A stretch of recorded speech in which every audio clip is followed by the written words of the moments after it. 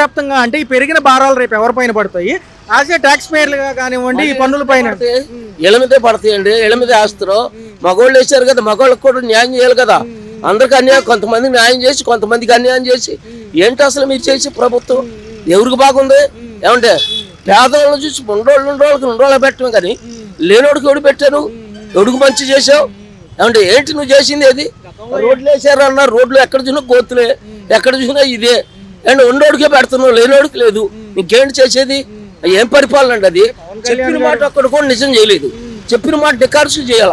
అది సీఎం గారు గతంలో ఏ ప్రాబ్లం వచ్చినా ముందుంటానన్న పవన్ కళ్యాణ్ గారు పదవి వచ్చాక ఎందుకు పవన్ కళ్యాణ్ గారు అసలు మాట్లాడకూడదు. ఆయనకు అసలు ఈ ప్రభుత్వం పరిపాలన చేయడానికి పనికిరాడు. అసలు ఆయన పనికిరాడు, అస్సలు పనికిరాడు. అవగాహన లేదంటారు? లేదు, అసలు ఆయనకు తెలియదు. ఆయన సినిమాలు చేసి షికారులు చేయటం తప్ప అసలు ప్రజలు ఏలుబడి చేయటం అనేది చేతే కదా. ఇదే అంశం పైన కలెక్టర్ గారు కేసు పెట్టారు. అబద్ధం, అసలు మోసం చేయొచ్చా? మోసం చేయొచ్చండి. దేవుడు సంతోషించాలి, భూమి మీద మనుషులు సంతోషించాలండి. అబద్ధాలు ఆడి మోసం చేసి ప్రభుత్వం ఎంతకాలం చేస్తాను? ఎంతమంది సూర్యమని ఎడుతున్నారు? అంటే సార్ ఇదే విషయం పైన కలెక్టర్ గారు కూడా కేసు పెట్టారు పవన్ కళ్యాణ్ గారి పైన. ఆయన హరిహర వీరమల్లి సమయంలో అధికార దుర్వినియోగం చేశారని ఏమంటారు? ఎవరు అధికార దుర్వినియోగం చేశారు? పవన్ కళ్యాణ్ గారు చేశారని ఒక ఐఏఎస్ గారు కేసు పెట్టడం జరిగింది. చేసే ఉంటారు, చేయబట్టే పెట్టారు. చేయకపోతే ఎన్ని ఇబ్బందులేనంటారు? చేయబట్టు అన్ని ఇబ్బందులే. అన్ని ఇబ్బంది, అందరికి ఇబ్బంది. స్కూల్ పిల్లలకి ఇబ్బంది, వ్యవసాయకులకి ఇబ్బంది, పనులు చేసుకునే వాళ్ళకి ఇబ్బంది, కష్టం చేసుకునే వాళ్ళకి ఇబ్బంది, అన్నింటికీ ఇబ్బంది. ఎవరికి మేలండి? ఆటో కార్మికుడి పరిస్థితి ఏంటి? అసలు సర్వీసులు ఎలా ఉన్నాయి? ఉచిత బస్సు ఏముంది? అసలు లేవు. లేడీస్ అడిగినా కానీ ఏంటి ఫ్రీ బస్ అంటున్నారు. పొద్దు నుంచి 400 తాగుతున్నాము. ఏం చేస్తామండి? రిపేర్లు ఎంత అవుతాయి? సుమారు చూసుకుంటే కిస్తీ ఎంత కడుతున్నారు? రిపేర్లు అంటే జాగ్రత్తగా చూసుకోవాలి, తోలుకోవాలి, తినుకోవాలి. మా బాధ పరిస్థితి బాగోవాలి. రాష్ట్ర వ్యాప్తంగా అంటే అలాగన్నా చూసుకుంటే ఎట్లేదన్నా 200-300 కిలోమీటర్లు కూడా వెళ్ళే ఎక్స్ప్రెస్లు మార్పు అన్నా కానీ బాగా ఉంది. కానీ పవన్ కళ్యాణ్ గారు స్పందిస్తే బాగుంటుంది అంటున్నారు. నిజమేనా దీనిపైన? పవన్ కళ్యాణ్ అంటే ఏం చెప్తామండి, సినిమా యాక్టర్. గతంలో కూడా కొద్దిగా ఆయన సమస్యలు వస్తే వచ్చేవాడు కదా, ఈసారి రావచ్చు కదా, ఏమవుతుంది? బాబాతే మంచిది. గతంలో జగన్ గారు ఇచ్చినట్టుగా ఏదైతే వాహన మిత్ర కింద ఎంతో కొంత జగన్ పప్పు శుద్ధ 25,000 అంటున్నారు. నిజమేనా? వాహన మిత్ర కింద వేస్తామని చూస్తున్నాము. వేస్తే మంచిది. సంక్షేమ బోర్డు గురించి ఏమంటారు? ఆటో సంక్షేమ కార్మికుల సంక్షేమ బోర్డు అంటారు కదా, వేస్తే మంచిది. మరి కేసులు కూడా ఉంటున్నాయి కదా అన్నప్పుడు చూసుకుంటా ఎక్కువ రాస్తున్నారు. గ్యాస్ లేదు, అయిపోయింది. నెలకి అసలు ఏం తీసుకెళ్తున్నారు? మరి ఇప్పుడు మొదలైంది ఎఫెక్ట్, ఇది ఇలాగే ఉంటుంది 4 ఏళ్ళు. అలా ఉంటే బాగానే ఉంటుంది. 10,000 వేస్తే బాగానే ఉంటుంది, తోలుకుంటే బాగుంటుంది. కాదా కిరాయి డల్గా ఉన్నాయి. నడిస్తే ఎలా ఉంది సార్ కొత్త కూటమి ప్రభుత్వం? మరి ఒక నిమిషం ఒక పక్క చూసుకుంటే లోకేష్ గారు ఉన్నారు, పవన్ కళ్యాణ్ గారు ఉన్నారు, చంద్రబాబు గారు ఉన్నారు. ఎలా ఉంది? గతంతో పోల్చుకుంటే ఇప్పుడు బాగుందా, గతమే బాగుందా? ఇప్పుడే బాగుంది. ఏ అంశాలు బాగా ఫాస్ట్గా వెళ్తున్నాయి అంటారు? అన్ని విషయాలు, రోడ్లు కానీ గుంటలు పాడపటం కానీ అన్ని బాగానే పోతున్నాయి. ఒక పక్క చూసుకుంటే ఏదైతే పవన్ కళ్యాణ్ గారికి సంబంధించి ఒకసారి ఆటో కార్మికులను కలిసి మాట్లాడితే బాగుండేది, గతంలో ఏ ఇబ్బంది వచ్చినా ముందు ఉండేవాళ్ళు కదా అంటున్నారు. దీనిపైన ఏమంటారు? అది కూడా మాట్లాడితే ఆటో వాళ్ళు ఇబ్బంది పడకుండా ఉంటది. అది ఒక ఐఏఎస్ అధికారి ఆయన పైన కేసు పెట్టడం జరిగింది. ఏదైతే అధికార దుర్వినియోగం చేశారు హరిహర వీరమల్లు సినిమా సమయంలో అంటున్నారు. దీని గురించి ఏమంటారు? కలెక్టర్ గారు కేసు పెట్టడం ఏంటి? అదంతా వాళ్ళు చూసుకోవాలి. ఏదైతే ఉందో పర్సనల్ గా నిధులు వాడుకోవడం, హెలికాప్టర్లో తిరగడం కానివ్వండి, సినిమా రేట్లు పెంచుకోవచ్చు అంటాం కానివ్వండి, గతంలో బెనిఫిట్ షోలు లేవు ఇచ్చారనేది వాళ్ళ వాదన. మరి దీని గురించి ఏమంటారు? కలెక్టర్ గారు ఇలా చేయడం ఎంతవరకు సమంజసం? ఉప ముఖ్యమంత్రి అది కూడా టికెట్ల రేట్లు పెంచకూడదు, సినిమాకి రేటు అందరూ చూడాలి కదా, సామాన్యులు అందరూ. అది కరెక్ట్ కాదు. అది ఒక పక్క చూసుకుంటే సార్ చంద్రబాబు గారికి వృద్ధాప్యం వస్తుంది కాబట్టి ఒక పక్క తర్వాత లోకేష్ గారే సీఎం అంటున్నారు. మరి మీరు ఏమంటారు? అదంతా వాళ్ళు నిర్ణయించుకుంటారు కదా, అందరు ఉంటారు కదా, వాళ్ళు నిర్ణయించుకునే దాన్ని బట్టి ఉంటది అభిప్రాయం. మరొకసారి ఉపరాష్ట్రపతి ఎన్నికకి సంబంధించి జగన్ గారు కూడా మద్దతు కోరుతుంది బీజేపీ. మరి ఆయన ఇస్తారంటారా? అది ఇచ్చేది ఇయ్యంది వాళ్ళ అభిప్రాయం బట్టి వాళ్ళకు ఉంటది. అది ఎలా ఉంది సార్ విశాఖ ఉక్కు మరొకసారి ప్రైవేటీకరణకు గందరగోళంగా ఉంది 2 రోజుల నుంచి. మరి ఏమంటారు? గతంలో ప్యాకేజ్ వచ్చింది కాబట్టి కేంద్రం నుంచి ఆపారు చాలా వరకు. 44 డివిజన్ల వరకు విడగొట్టి ప్రైవేటీకరణ చేస్తేనే రేపు మనకి ఇన్కమ్ ఉంటుంది అంటున్నారు. మరి ఆ కేంద్రం రాష్ట్రం వాళ్ళే చూసుకుంటారు, ఇక చేసేది ఏముంది. అది ఎలా ఉంది సార్ పవన్ కళ్యాణ్ గారి పనితీరు ఎలా ఉంది? సమస్య వస్తే ఈ మధ్య కనపట్లేదని చాలా మంది అంటున్నారు, నిజమే?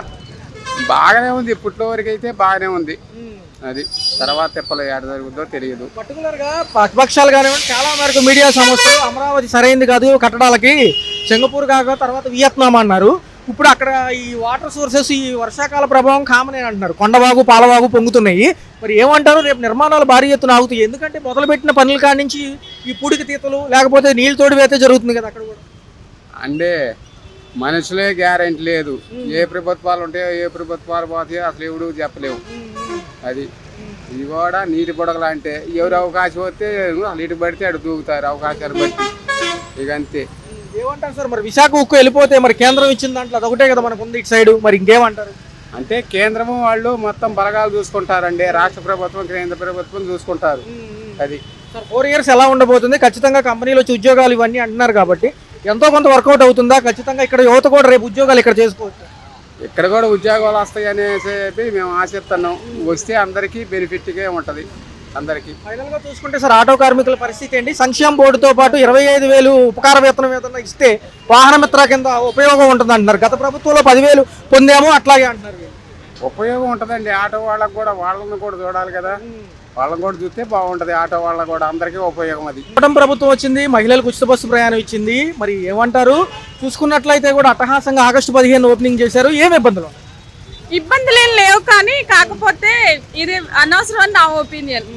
ఎందుకంటే ఇంకా చాలా ఉన్నాయి కదా, నిరుద్యోగం అవి ఇవి చాలా ఉన్నాయి, వాటి మీద ఫోకస్ పెడితే బాగుండేది. ఆటో కార్మికులు ఇబ్బంది పడుతున్నాం అంటున్నారు. దీనివల్ల ఒక పక్క చూసుకుంటే కొంచెం పవన్ కళ్యాణ్ గారు వచ్చి మాట్లాడితే బాగుండేది ఈ సమస్య పైన అంటున్నారు. గతంలో ఏ ప్రాబ్లం వచ్చినా ముందున్నారు కాబట్టి వాళ్ళు కూడా ఏదైనా ఎక్స్పెక్ట్ చేస్తున్నారు, ఒక ఆర్థికంగా ఏదన్నా కొంచెం అమౌంట్ వస్తుందేమోనని. ఎలా అనిపిస్తుంది? ఆర్థికంగా ఇప్పుడు ఆటో వాళ్ళకి డబ్బులు ఇచ్చి వాళ్ళకి ఫైన్ వేసే కంటే అసలు ఆర్టీసీ ఫ్రీ పెట్టకుండా ఉంటేనే బెస్ట్ కదా. ఇది పెట్టడం వల్ల ఉపయోగమే ఉంది. ఇప్పుడు పెడతారు బాగానే ఉంటుంది, ఫ్రీ బస్ జర్నీ చేస్తారు, అవన్నీ మళ్ళీ సామాన్యుల మీదే కదా వేస్తారు. దానికంటే ఇంకా వేరే చాలా చేయొచ్చు. ఫ్రీ బస్ అనేది వేస్ట్ అని నా ఒపీనియన్. సుమారు మామూలుగా ఎంత ఖర్చు అవుతుంది? వర్కింగ్ ఉమెన్స్ కి ఒక 3,000 నుంచి 4,000 వరకు సేవ్ చేసుకోవచ్చు అని చెప్పారు. వర్కింగ్ ఉమెన్స్ కి ఇంకా ఫ్రీ ఎందుకండి? ఎలాగో జాబ్స్ చేస్తున్నారు కదా, వాళ్ళ శాలరీలో నుంచి ఛార్జీలు పెట్టుకోలేరా? గవర్నమెంట్ జాబ్స్ ఉన్న వాళ్ళకి కూడా ఫ్రీనే కదా, ఉపయోగం ఏముంది దానివల్ల? పేదలకు ఏదైనా చెయ్యాలి. ఫ్రీ బస్ పెట్టడం వల్ల అందరికీ ఉంది. ఇప్పుడు జాబ్ చేసే వాళ్ళంటే డైలీ సర్వీస్ చేస్తారు, సామాన్య ప్రజలు చేయలేరు కదా, వాళ్ళకేం ఉపయోగం? ఇబ్బంది గతంలో సర్వీసులు ఎలా ఉండేవి? 4 రోజుల నుంచి ఎలా? 4 రోజుల నుంచి ఏముంది, మాకేముండదు పర్మిట్లే 1,20,000 రూపాయలు, 1,20,000 మటగుడి పేసాడుగా మమ్మల్ని, ఇంకేముంది? ఎలా ఉంది సార్? చూస్తే రిపేర్లకు కానివ్వండి, ఒక పక్క కిస్తీలు కట్టాలి దీనికి, మరి ఏమి లేదు. మరి ఇంటికి ఏం తీసుకెళ్తారు సార్? రోజు గ్యాస్కే అవుతున్నాయి, మరి గ్యాస్ కొట్టియాలిగా. ఎలా ఉంది సార్? ఎంతమంది పిల్లలు ఏం చేస్తుంటారు? జనరల్గా ఏం చదువుతున్నారు? మా పిల్ల సెకండ్ ఇంటర్. సార్ ఇంటికి ఖర్చులు కూడా పెరిగిన ధరల నిమిత్తం చాలా ఎక్కువ అవుతున్నాయి. ఒక పక్క నిత్యావసర సరుకులతో పాటు కరెంటు బిల్లులు ఎక్కువగా ఉన్నాయి, మరి ఏమంటారు? ఏముంది, ఏమి లేదు, చేసేది ఏమి లేదు. మాజీ ప్రభుత్వంలో 10,000 ఆర్థిక సాయం అన్నారు, ఏమన్నా అందుకున్నారు అప్పట్లో? అప్పుడు వచ్చింది, ఇప్పుడే అడిగి సంక్షేమ బోర్డు పెట్టి 25,000 అంటున్నారు, నిజంగా ఇస్తామంటున్నారా? ఏం జరుగుతుంది? ఇప్పుడు ఏముంది, ఇప్పుడు ఏమి లేవు. ఆర్థిక ఇబ్బందులు ఏమైనా ఇబ్బందిగా ఉన్నాయా? మరి ఉచిత బస్సు వల్ల ఏమన్నా ఇబ్బంది అవుతుందా? ఖచ్చితంగా ఏముండదు, దానికి తెలియదే ఉంది, ఇదే పరిస్థితి. ఎలా ఉంటుంది? పవన్ కళ్యాణ్ గారు వచ్చి ఒకసారి మాట్లాడితే బాగుంటుంది అంటారా? ఉప ముఖ్యమంత్రి గారు వాళ్ళతో మనకి ఎందుకన్నా, ఎవరు చేసినా ఏం పీకేది ఏం లేదు. ఏదో హామీ ఇచ్చారంటున్నారు, నిజమేనా? ఎంతవరకు వచ్చింది అది? అదేం చేసేది లేదు, సచ్చేది లేదు. ఇబ్బందిగానే ఉంది. ఇబ్బంది అన్న, గ్యాస్ కూడా డబ్బులు ఉంటుందా? ఈ స్కిప్పులు, సిగ్నల్ జంపులు, పోలీస్ కేసులు ఎలా ఉన్నాయి? అవి ఇంకా మా ఫుల్లు, అవి ఫుల్లే. సార్ ఒక ఆటో కొనాలంటే ఎంత అవుతుంది? అదే కిస్తీల్లో తీసుకుంటే ఎంత అవుతుంది? మొత్తం 4 లక్షలు అవుతుంది. మరి పర్మిట్ ఎంత అవుతుంది? ఈ ఏరియాలో తోలుకోవాలని ఒక పర్మిట్ తీసుకుంటే ఎంత అవుతుంది? పర్మిట్ 1,20,000. మరి బయట వాళ్ళు ఎందుకు వస్తున్నాయి సార్? మామూలు జనరల్గా రానివ్వరు కదా, గతంలో పర్మిట్ ఉన్నాయో రానివ్వాలి, కానీ ఇప్పుడు ఎందుకని అన్ని బళ్ళు వస్తున్నాయి అంటారు బయట నుంచి కూడా? బయట నుంచి ఏం పళ్ళు రావు, మామూలుగా సిఎన్జీలే మొత్తం వచ్చేది.